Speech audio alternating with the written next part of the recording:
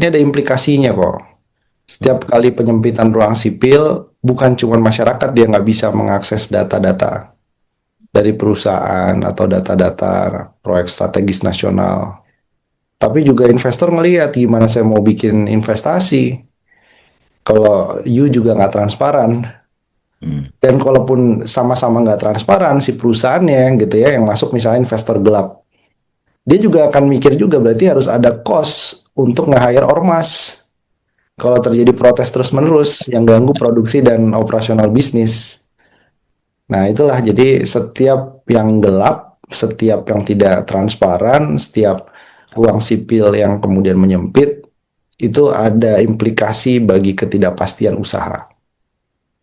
Jadi, jadi kan usahanya juga ya kalau gelap-gelap gini kan terbukti ya nih di Halmahera.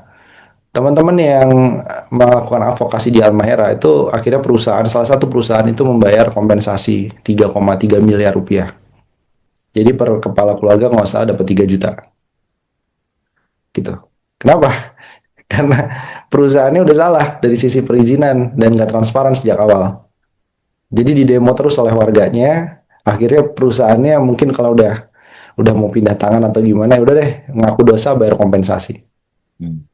Kan mahal buat perusahaan. Kan uangnya harusnya buat THR. Uangnya bisa buat bonus atau buat profit ke depannya kan. Nah, inilah yang membuat sebenarnya ujungnya balik lagi konsumen yang nanggung atau perusahaan yang nanggung.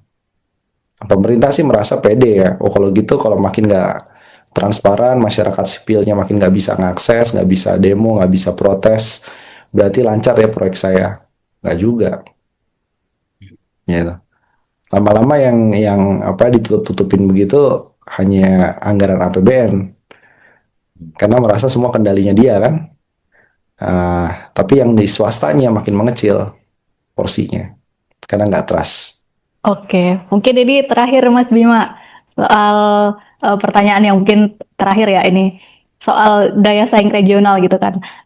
Sebetulnya kan apa sih sebenarnya dampak langsungnya dari stagnanya skor CPI di Indonesia gitu kan 34 dibandingkan dengan negara-negara yang tetangga gitu misalnya Vietnam, Malaysia itu kan jauh lebih tinggi ya bahkan selisihnya aja 7 sampai 10 poin lebih gitu.